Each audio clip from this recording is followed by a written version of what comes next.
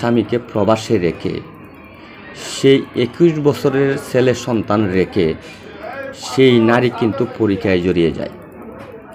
এক পর্যায়ে ছেলেটি আঁচ করতে পারে তার মা অবৈধ একটি সম্পর্কে জড়িয়ে গিয়েছে।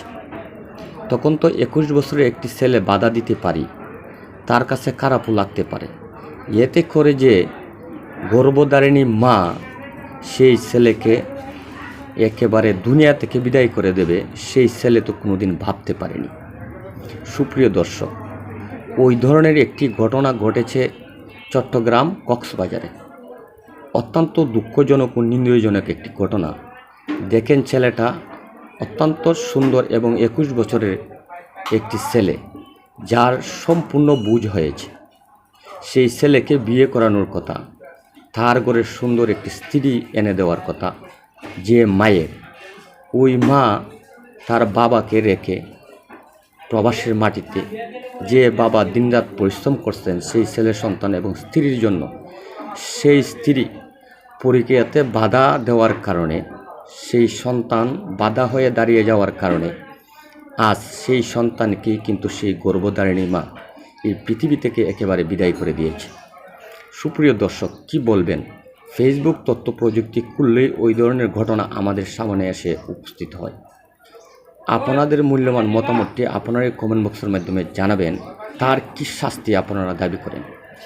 তরতাজা একটি ছেলেকে তার পরকীয়া প্রেমিককে নিয়ে ঘরের ভিতরে তাকে মেরে, ঘরের ভিতরে তাকে একেবারে দুনিয়া থেকে বিদায় করে দিয়ে, সেই পরকীয়া প্রেমিক কিন্তু একজন সিএনজি চালক, তাকে বাসায় ডেকে এনে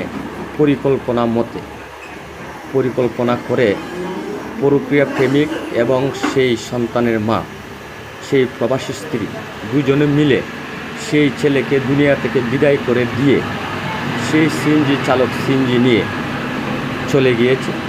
তারপর সেই ছেলেকে ধরে যা অভিনয় করা যায়, কান্দাকুটি, কান্নায় ভেঙে পড়েছে, চিল্লাচিল্লি শুরু করেছে। আশপাশের লোকজন আসছে। শেষ পর্যন্ত কোনো কিছুর সত্য গোপন থাকে না, সত্য প্রকাশ হয়ে যায়। বিষয়টি সামনে আসে সেই পরকীয়া প্রেমিকের জন্য। সেই পরকীয়া প্রেমে বাধা হওয়ার কারণে সেই 21 বছরের সন্তানকে মা এই পৃথিবী থেকে বিদায় করে দিয়েছে। ঘটনাটি ঘটেছে কক্সবাজারে, চট্টগ্রাম কক্সবাজারে। সুপ্রিয় দর্শক, আপনাদের মূল্যবান মতামতটি কমেন্ট বক্সের মাধ্যমে অবশ্যই জানাবেন। আর আমার এই ভিডিওটি একটু লাইক, কমেন্ট, শেয়ার করে সকলকে দেখার সুযোগ করে দিবেন। ওই কথাটি বলে আমি আমার ভিডিও থেকে এখানে বিদায় নিচ্ছি। সকলে ভালো থাকুন, সুস্থ থাকুন। আসসালামু আলাইকুম।